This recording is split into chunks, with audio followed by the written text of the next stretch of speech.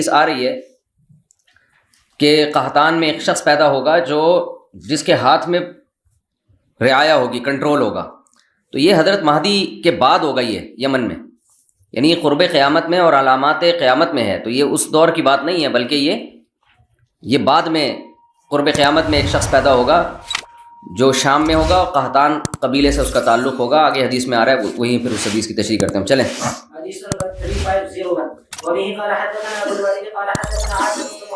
حضرت معاویہ کو غصہ، غضب شاید اس وجہ سے آیا کہ خلافت میں یا حکومت میں وہ دراڑ پیدا کرنے کے لیے بھی اس طرح کی باتیں ہوتی ہیں نا، کیونکہ حضرت معاویہ نے بھی سنا نبی سے، اور بھی اس بارے میں آپ نے حدیثیں ہیں کہ خلیفہ قریشی سے ہوگا، تو یہ بہت ساری احادیث اس بارے میں، تو ان کو یہ تھا کہ یہ بات تو مسلمان مان چکے ہیں کہ فتنے یہاں ہیں مشرق کی طرف۔ یہ اور بھی متعدد سند سے یہ حدیث ہے کہ نبی صلی اللہ علیہ وسلم نے مشرق کی طرف اشارہ کیا، تو مدینہ کا جو مشرق ہے نا، سارے فتنے وہیں سے آئے ہیں، خوارج کا فتنہ بھی وہیں سے پیدا ہوا، فتنہ دجال بھی وہیں سے نکلے گا، اور جو مسیلمہ کذاب کا فتنہ تھا، یعنی مشرق کی طرف جو ممالک ہیں ان سے فتنے نکلیں گے، تو وہ سارے فتنے جتنے بھی تاریخ میں ہوئے ہیں اسی طرف سے ہوئے ہیں، بڑے بڑے فتنے جو ہوئے ہیں نا۔ چلیں، اور آپ نے فرمایا کہ والجفاء وغلظ القلوب فی الفدائین اہل الوبر، یہ جو گائے کے دم پکڑ کے چلنے والے لوگ تھے نا، ان لوگوں میں فتنے ہیں۔ جو دیہاتی لوگ تھے نا، یہ جو دیہاتی لوگوں کے دل سخت ہوتے ہیں نا، تو آگے اس کی تفسیر آ رہی ہے فی ربیعۃ و مضر، ربیعہ اور مضر میں، تو ربیعہ اور مضر بھی بنی اسماعیل میں سے ہیں، اسماعیل علیہ السلام کی اولاد میں سے ہی ہیں، لیکن ان میں فتنوں کا یعنی ان کی میجورٹی ان کی طرف سے زیادہ فتنے ہوئے، ارتداد بھی انہی میں پھیلا ہے زیادہ، جو مسلمہ کذاب کے وقت ارتداد ہوا تھا، اور نبی صلی اللہ علیہ وسلم کے دنیا سے جانے کے بعد جو ارتداد ہوا ہے۔ حضرت ابو ہریرہ رضی اللہ عنہ سے روایت ہے، رسول اللہ صلی اللہ علیہ وسلم نے فرمایا فخر اور تکبر ہے اہل وبر میں، جو بڑے جانور نہیں ہوتے، وبر اونٹ کے اس کو کہتے ہیں بالوں کو، تو گائے اور اونٹ پالنے والوں میں تکبر ہے، والسکینۃ فی اہل الغنم، اور بکریاں پالنے والوں میں تواضع ہے، سکینت ہے۔ والایمان یمان، یمان اصل میں تھا یمنی، یمن والے، تو دو یا میں سے ایک یا کو حذف کر کے اس کے بدلے میں الف لے کر آئے تو بن گیا یمانی، تو پھر قاضی کی طرح یا کو حذف کیا، قاضن میں جیسے حذف ہوتی ہے نا، تو اصل لفظ ہے یمانی، اور جب اس میں مؤنث ہوگا تو یمانیہ، اس کو لوگ یمانیہ پڑھتے ہیں، وہ غلط ہے، کیونکہ یمانی سے جب آخر میں تا آئے گا نا تو وہ یا واپس لوٹ آئے گی، تو یمانیہ، تو یمان آپ نے فرمایا ایمان یمان میں ہے، اور حکمت وہ بھی یمن والوں میں ہے۔ جی، قال ابو عبداللہ سمیت الیمن سمیت الیمن لانہا یمین الکعبہ، کعبہ کے دائیں طرف ہے نا یمن، اس لیے اس کو یمین میں ہے، تو اس لیے اس کو یمن کہا گیا ہے، اور شام کعبے کے بائیں طرف ہے، تو شؤوم سے ہے، یہ شؤوم ویسے تو نحوست کو کہتے ہیں نا، تو بائیں طرف مشعمہ ہے نا، مشعمہ، تو اس لیے اس کو اس سے شام کو جو ہے نا یہ نام دیا گیا ہے، شؤوم سے، شؤوم۔ محمد ابن جبیر ابن مطعم بیان کرتے ہیں کہ حضرت معاویہ رضی اللہ تعالی عنہ کے پاس وہ موجود تھے قریش کے ایک وفد میں، تو عبداللہ ابن عامر ابن العاص رضی اللہ عنہ نے ان کو بیان کیا کہ ان قریب قحطان میں ایک بادشاہ پیدا ہوگا، قحطان قبیلے میں۔ اب یہ جو قحطان ہے یہ یمن کی نسل جس سے چلی ہے نا، اس کو ابو الیمن کہا جاتا ہے، اس کو جو یمن میں جو بھی ان کا جد امجد ہے وہ ہے تھا قحطان، تو آگے اسی کا قبیلہ قحطان کی نسل کہلاتا ہے۔ تو انہوں نے فرمایا کہ قحطان میں ان قریب بادشاہ ہوگا، تو حضرت معاویہ رضی اللہ تعالیٰ عنہ غصے سے کھڑے ہو گئے اور فرمایا کہ پہلے اللہ کی حمد و ثنا کی، اس کے بعد فرمایا مجھے یہ بات پہنچی ہے کہ تم میں سے بعض لوگ ایسی حدیثیں بیان کرتے ہیں جو اللہ کی کتاب میں بھی نہیں ہے اور نبی صلی اللہ علیہ وسلم سے منقول بھی نہیں ہے۔ حضرت معاویہ کو اس پہ غصہ آیا کہ انہوں نے یہ بات جو بیان کی ہے نبی کی طرف نسبت کر کے، یہ بات ٹھیک نہیں ہے، کیونکہ انہوں نے نبی سے اس کے خلاف سنا ہے۔ تو وہ کیا خلاف سنا ہے؟ فرمایا فَإِنَّهُ بَلَغَنِي أَنَّ رِجَالًا مِّنكُمْ يَتَحَدَّثُونَ أَحَادِيث، لوگ یہ بیان کرتے ہاں، فَأُولَٰئِكَ جُهَّالُكُمْ، یہ تم میں کم علم لوگ ہیں، فَإِيَّاكُمْ وَالْأَمَانِيَّ الَّتِي تُضِلُّ أَهْلَهَا، وہ امیدیں، ان امیدوں سے اپنے آپ کو بچاؤ جو امید والوں کو جو امیدیں ہلاک کر دیں۔ فإني سمعت رسول الله صلى الله عليه وسلم يقول إن هذا الأمر في قريش لا يعاديهم أحد إلا كبه الله على وجهه. یہ جو معاملہ ہے نا خلافت کا، یہ قریش کے پاس ہے، اور جو بھی ان سے اس معاملے میں دشمنی کرے گا اللہ اس کو رسوا کر دے گا. ما اقام الدین، جب تک کہ وہ دین کو قائم رکھیں. تو اصل میں بات یہ ہے کہ جس نے بھی حضرت معاویہ کے سامنے یہ حدیث پیش کی، پوری حدیث پیش نہیں کی، تو ایسا نہیں تھا کہ اسی دور میں ہوگا، بلکہ آگے خلافت کس میں ہوگی؟ وہ قریش ہی اس معاملے کے اہل رہیں گے. تو ہم نے جو اتنا نبی صلی اللہ علیہ وسلم سے تواتر سے ایک بات سنی ہے، تو یہ اس کے خلاف کیسے حدیث پیش کر رہے ہیں؟ نبی صلی اللہ علیہ وسلم نے فرمایا، ابے تم ایک حدیث چھوڑ چکے ہو. حدثني عبد الرحمن بن هرمز الأعرج عن أبي هريرة رضي الله عنه قال قال رسول الله صلى الله عليه وسلم قريش والأنصار وجهينة ومزينة وأسلم وأشجع وغفار موالي ليس لهم مولى دون الله ورسوله. آپ صلی اللہ علیہ وسلم نے ان تمام قبیلوں کا نام لیا، قریش، انصار، جوہینہ، مزینہ، اسلم، اشجع، غفار، یہ سب میرے مولا ہیں، میرے دوست ہیں، اور ان کا اللہ اور کے رسول کے سوا کوئی بھی دوست نہیں ہے. تو یہ ان قبیلوں کی تعریف ہے. حدثنا ابو الولید قال حدثنا عاصم بن محمد قال سمعت ابي عن ابن عمر رضي الله عنهما عن النبي صلى الله عليه وسلم قال لا يزال هذا الامر في قريش ما بقي منهم اثنان. آپ صلی اللہ علیہ وسلم نے فرمایا یہ معاملہ ہمیشہ قریش کے ہاتھ میں رہے گا، قریش کے پاس رہے گا، یعنی خلافت کا معاملہ، جب تک کہ دو بھی زندہ ہوں ان میں، یعنی دو قریش بھی زمین پہ موجود رہیں تو خلافت کس کا کہ حقدار کون ہوگا؟ قریش ہوں گے. تو پیچھے حدیث میں آتا ہے ما اقام الدین، جب تک کہ وہ دین کو قائم رکھیں. تو علامہ نووی رحمہ اللہ نے تو لکھا ہے کہ ان کے دور میں تو کہ قریشی کی حکومت تھی، تو انہوں نے لکھا کہ ابھی تک معاملہ قریش کے ہاتھ میں، لیکن جمہور اس طرف گئے ہیں کہ اس کا مقصد یہ ہے کہ قریش اس کے اہل ہیں.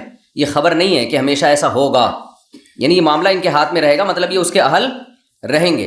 اور آگے دوسری حدیث میں اس کی تفسیر ہے ما اقام الدین، جب تک کہ وہ دین قائم کریں، یعنی دین اگر قائم نہیں کرتے تو پھر اہل نہیں ہیں. بھائی ایک قریش خلیفہ ہے جس کے بارے میں آپ کو پتہ ہے کہ یہ بھی دین قائم کرے گا، دوسرا ہے غیر قریش، یہ بھی دین قائم کرے گا، تو اہل کون ہے دونوں میں؟ جو قریش ہے وہ اہل ہے.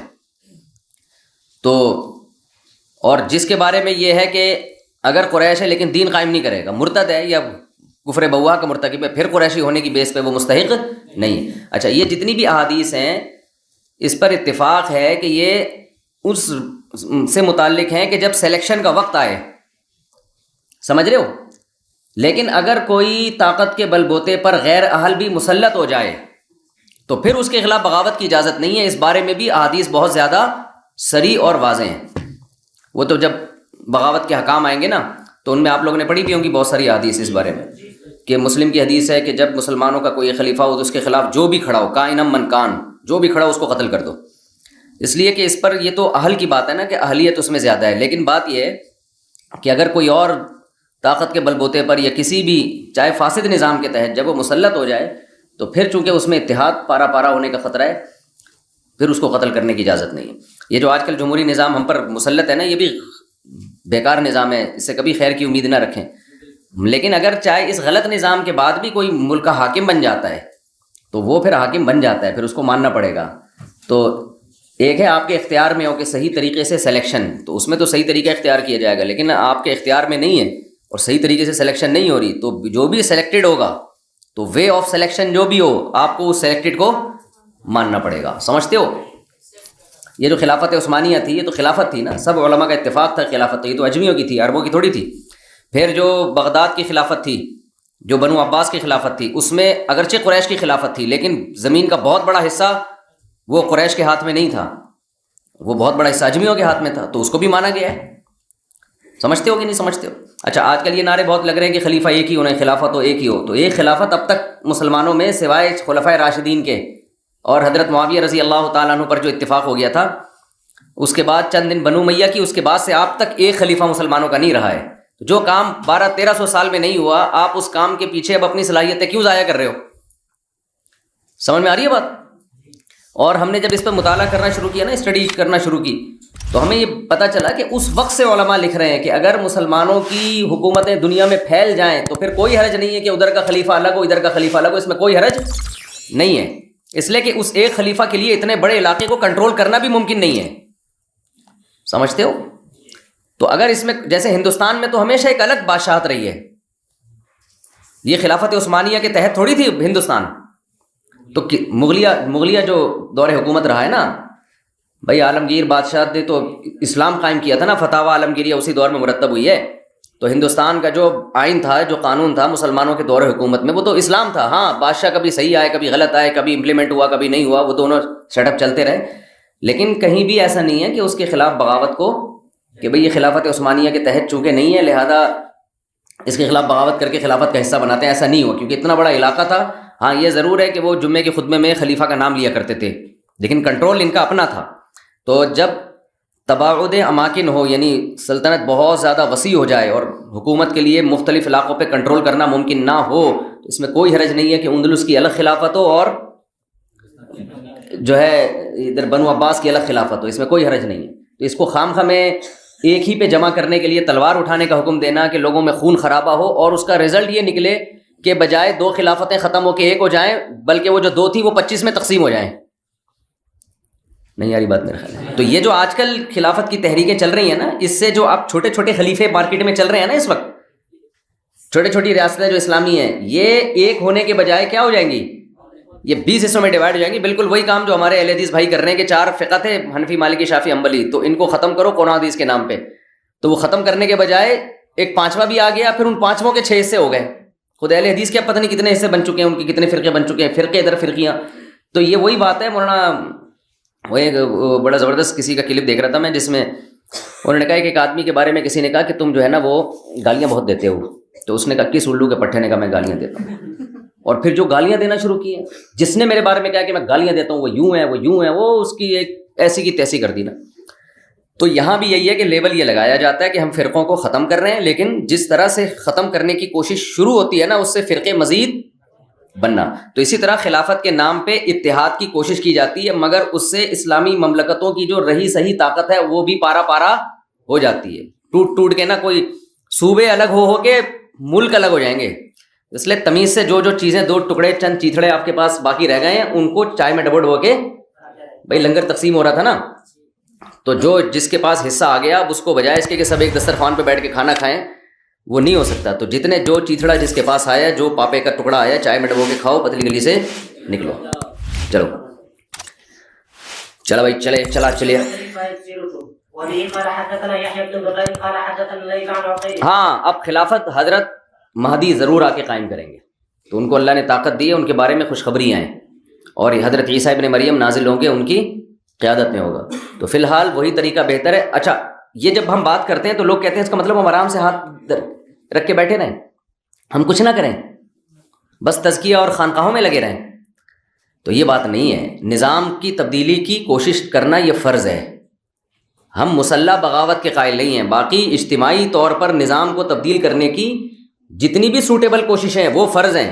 اب وہ 20 ہو سکتی ہیں. ایک طریقہ جامعۃ الرشید کا ہے، کسی کو اس سے اتفاق نہ ہو. دوسرا طریقہ جماعت اسلامی والوں کا ہے، JUI والوں کا ہے، اسمبلی میں جا کے انقلاب لے کر آؤ. اور تیسرا چوتھا طریقہ تنظیم اسلامی والوں کا ہو سکتا ہے، یوتھ کلب والوں کا ہو سکتا ہے کہ کالج یونیورسٹیوں میں محنت کرو، بیوروکریسی میں لوگ لے کر آؤ. تو یہ 20 طریقے ہو سکتے ہیں. ان میں سے کوئی بھی آپ کو سوٹیبل لگے وہ طریقہ آپ پر اختیار کرنا فرض ہے. تو ہم یہ نہیں کہہ رہے کہ سسٹم کو تبدیل کرنے کی کوشش نہ کریں، مگر اس طریقے سے تبدیل کرنے کی کوشش کریں کہ تبدیلی کے امکانات ہوں.